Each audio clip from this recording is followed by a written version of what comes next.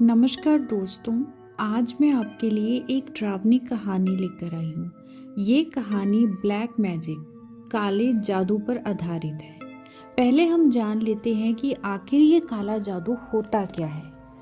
काला जादू एक प्रकार की रहस्यमयी और डरावनी प्रक्रिया मानी जाती है जिसमें लोगों का मानना होता है कि इसे करने से दूसरों पर नकारात्मक प्रभाव डाला जा सकता है। इसे अक्सर तंत्र मंत्र टोना टोटका या अन्य जादुई क्रियाओं के रूप में देखा जाता है। काला जादू से क्या होता है, किसी भी व्यक्ति का कोई नुकसान करना चाहता है या किसी व्यक्ति के पास कोई ऐसी चीज़ होती है जिससे वो बर्दाश्त नहीं कर पाता, तो वो उस व्यक्ति पर काला जादू करवा देते हैं। काला जादू में साधक या तांत्रिक द्वारा विशेष मंत्रों और वस्त्रों का उपयोग करके किसी व्यक्ति को मानसिक, शारीरिक या आर्थिक नुकसान पहुंचाने का प्रयास किया जाता है। कहा जाता है कि किसी भी व्यक्ति की काले जादू से जो उसका बिजनेस वगैरह वो भी काफ़ी लो पर जा सकता है और इसमें किसी का बुरा करने पर हमें भी कुछ अच्छा फल नहीं मिलेगा, हमें भी सेम रिजल्ट ही मिलेगा। किसी का हम बुरा करेंगे तो हमें भी वो वापस मिलेगा। इसलिए ऐसे काले जादू से हमें दूर ही रहना चाहिए, करवाने वालों से भी और करने वालों से भी। इसके लिए कुछ जैसे कहा जाता है कि मांस, काले धागे, हड्डियां, चाकू और कई अजीबोगरीब चीज़ों का उपयोग किया जाता है। लोग मानते हैं कि काला जादू करने वाले व्यक्ति अदृश्य शक्तियों से संपर्क करते हैं और उन शक्तियों की मदद से किसी को नुकसान पहुंचाने का प्रयास करते हैं। हालांकि इसका कोई वैज्ञानिक प्रमाण नहीं है और यह अक्सर अंधविश्वास का हिस्सा माना जाता है। कहा जाता है कि ये सब बस एक कहानियां हैं, लेकिन इसके पीछे की सच्चाई तो किसी को भी नहीं मालूम है। काला जादू की कई प्रकार की विधियां मानी जाती है जिनका उद्देश्य दूसरे को हानि पहुंचाना या उनके इच्छाओं को नियंत्रण करना होता है। इसके कुछ ऐसे मेन है, मुख्य जो होते हैं ना, इनके प्रकार होते हैं, मैं उनको वो आपको बताऊंगी। जैसे कि वशीकरण। वशीकरण भी काले जादू में ही आता है। वशीकरण का अर्थ है किसी व्यक्ति के मन और विचारों को नियंत्रित करना। इसे किसी को अपने वश में करने के लिए किया जाता है। ये माना जाता है कि वशीकरण मंत्रों और टोटकों का उपयोग करके किसी भी व्यक्ति को नियंत्रण में किया जाता है। मारन। ब्लैक मैजिक में एक मारन आता है। मारन का उद्देश्य किसी को शारीरिक या मानसिक रूप से नुकसान पहुंचाना होता है। इसमें तंत्र मंत्र और विशेष सामग्री का उपयोग किया जाता है ताकि किसी व्यक्ति को शारीरिक कष्ट या किसी प्रकार की हानि पहुंचे। भूत प्रेत साधना। इस प्रकार के काले जादू में साधक भूत या प्रेत, इनको अदृश्य शक्तियों को बुलाकर उनका सहारा लेने का प्रयास करता है। इसके माध्यम से किसी व्यक्ति को डराना, भटकाना या परेशान करने का उद्देश्य होता है। कुछ लोग ऐसा करते हैं कि अगर किसी व्यक्ति को किसी स्थान से दूर भगाना हो, जैसे किसी शत्रु को परेशान करना हो और किसी जगह से हटाना हो, इसके लिए वो तांत्रिक के पास जाते हैं, काला जादू करवाते हैं। जैसे कि मैंने सुना था कि जैसे आस पड़ोस में लोग रहते हैं वैसे ही थे, तो उसमें एक फैमिली ऐसी थी जो ब्लैक मैजिक बहुत करती थी और जब उनके जो साथ रहते थे उन्होंने उनका विरोध किया कि आप रात के समय ऐसे क्यों घर से बाहर निकलते हो, आप हमारे रास्ते पर क्यों आकर खड़े होते हो। तो उन्होंने उस फैमिली के ऊपर ही ब्लैक मैजिक कर दिया और वो इतने ज़्यादा परेशान होने लगे, इतने बीमार रहने लगे कि हार कर उन्हें वो घर ही छोड़ना पड़ा। और एक मोहन होता है। मोहन का जो उपयोग होता है किसी को आकर्षित करने के लिए किया जाता है ताकि वो व्यक्ति उसकी तरफ आकर्षित हो जाए और आपके अनुसार वो व्यवहार करने लगे, जैसा आप चाहें वो व्यक्ति वैसा ही करने लगे। और इसे आमतौर पर जिनके ऐसा होता है ना कि वो करवा लेते हैं कि वशीकरण करवा लेते हैं, ये उसके अंदर ही आता है कि वो बस जो मैं कहूँ, जो मैं बोलूँ, बस उनको ही मानो। लेकिन ये सब टेम्परेरी होता है। पहली बात तो इसका कोई वैज्ञानिक है ही नहीं, प्रमाण ही नहीं है। लेकिन अगर कोई भी व्यक्ति इन चीज़ों को मानता है तो ये टेम्परेरी है। आज हम किसी का बुरा कर रहे हैं, किसी को वश में कर रहे हैं, तो भगवान सब देख रहे हैं, तो वो रिजल्ट हमें भी मिलेगा। और इस प्रकार के जो जादू में किसी दो लोगों के बीच के विवाद लड़ाया भी जा सकता है, जैसे कि किसी फैमिली में हस्बैंड वाइफ की लड़ाई करवा देते हैं, किसी बेटे की अपने पेरेंट्स के साथ अच्छी बन रही है, किसी से बर्दाश्त नहीं वो कर पा रहे, उसकी लड़ाई करवा देते हैं, या कुछ स्टडी में बहुत अच्छा जा रहा है और वो ये बर्दाश्त ही नहीं कर पा रहे कि इनका बेटा या बेटी इतना अच्छा क्यों पढ़ रही है, तो उस पर कुछ ना कुछ ऐसा करवा देते हैं कि वो अपनी पढ़ाई में बहुत पीछे पीछे होते होते वो पीछे ही चले जाते हैं। इस प्रकार के जो जादू टोने होते हैं, हमें इनसे जो करवाते हैं, जो वो दावा करते हैं कि हम आपका कार्य ऐसे कर देंगे, आप किसी व्यक्ति की ऐसे कोई वस्तु लाएं, किसी का कपड़ा लाएं, किसी के बाल लाएं, किसी के नाखून लाएं, इनसे हमें दूर ही रहना चाहिए, क्योंकि इससे किसी का भी भला नहीं होगा, ना करने वाले का ना करवाने वाले का। और इसमें कुछ खास मंत्र होते हैं जिनका उच्चारण किया जाता है और इनकी जो साधना होती है वो कहते हैं काफ़ी कठिन होती है।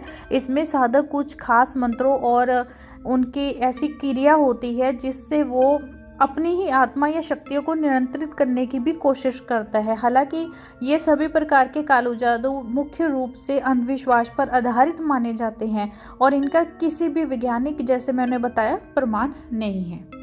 काले जादू के बारे में मानते हैं कि इसे विशेष समय और स्थितियों में करना ज़्यादा प्रभावी माना जाता है। हालांकि ये सब मान्यताओं और अंधविश्वास पर आधारित है। काला जादू के लिए रात्रि के समय को सबसे अच्छा माना जाता है, विशेषकर आधी रात या अमावस्या की रात को। इसे शक्तिशाली और दृश्य ऊर्जा का समय माना जाता है जब तंत्र मंत्र का प्रभाव अधिक होता है। अमावस्या की रात को माना जाता है कि इस रात यानी जब चंद्रमा दिखाई नहीं देता, काला जादू करने का सबसे अच्छा समय बताया जाता है। इसे शक्तिशाली और अंधकार का एक समय माना जाता है। आधी रात 12 बजे के बाद भी माना जाता है। जो ऊर्जा होती है, नेगेटिव ऊर्जा होती है, वो बहुत ही ज़्यादा बढ़ जाती है। तो ऐसे में व्यक्ति कुछ सामग्रियों का भी उपयोग करते हैं जो करवाते हैं, जैसे काला धागा से करवा देते हैं, नींबू मिर्च ऐसे रास्ते में कुछ करवा कर छोड़ देते हैं, मांस, हड्डियां और खून से भी कुछ लोग ब्लैक मैजिक करवाते हैं, लाल कपड़ा, काले कपड़े, न जाने कौन कौन सी ऐसी चीज़ें हैं जो हमारे समाज में ऐसा किया जाता है। लोग इतने ज़्यादा अंधविश्वास में फंसे हुए हैं कि वो इन सब चीज़ों का उपयोग करते हैं किसी व्यक्ति का बुरा करने के लिए। हालांकि ये सोच ही बहुत ज़्यादा गलत है। काले जादू के बारे में ये भी कहा जाता है कि ये बेहद जोखिम भरा हो सकता है। मान्यताओं के अनुसार यदि इसे सही तरीके से नहीं किया जाए तो यही उसी व्यक्ति को हानि भी पहुंचा सकता है जिसने इसे किया हो। कई लोग इसे नकारात्मक ऊर्जा का खेल मानते हैं और कहते हैं कि इसे हमें हमेशा इन सब चीज़ों से दूर ही रहना चाहिए।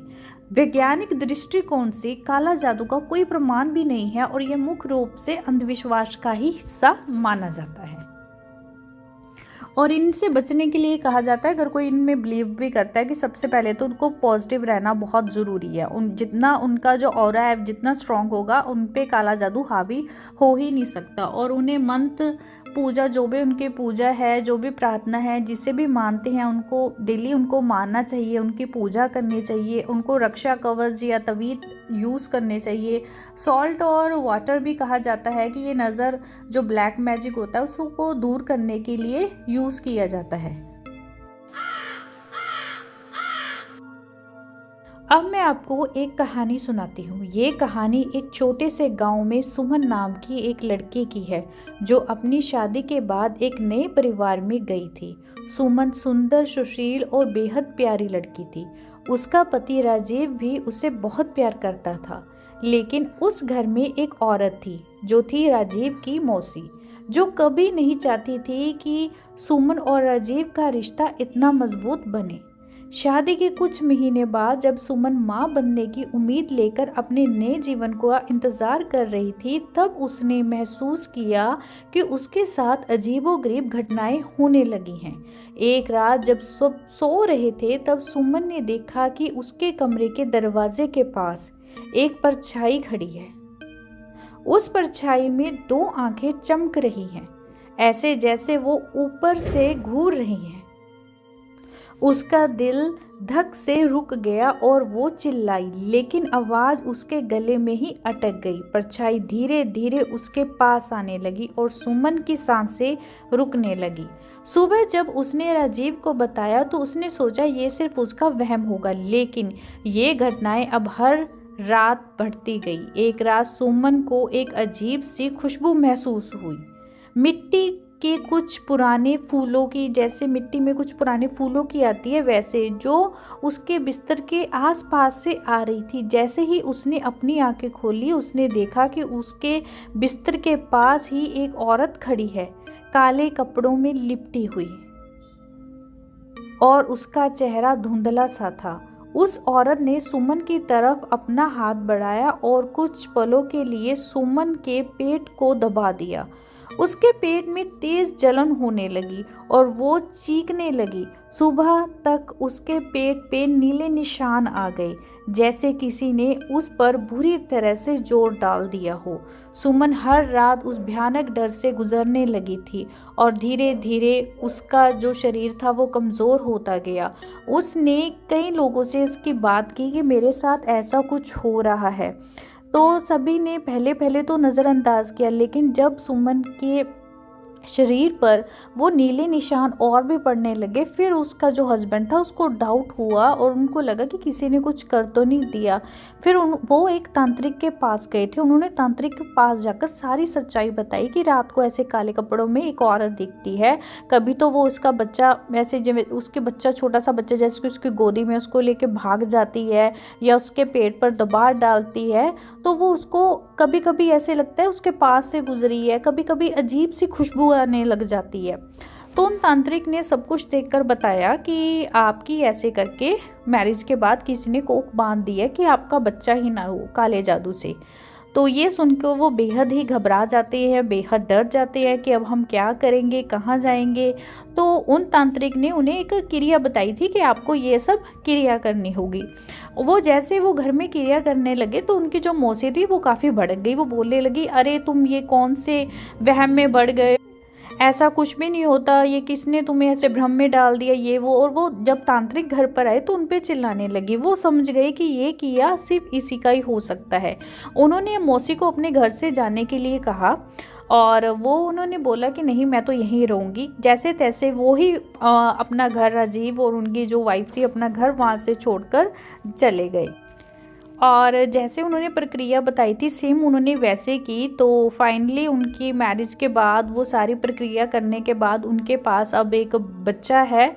और उन्होंने ये बताया था कि ये सब एक काले जादू की वजह से हुआ था, जो शादी के बाद किसी ने उन पे करवा दिया था। और अजीब का डाउट सिर्फ अपनी मौसी पर ही था कि घर में बस वही हो सकती है। और तांत्रिक ने भी उनकी ओर इशारा करके बताया कि अच्छा आप ही हो जो अपने घर में ऐसा कर रही हो।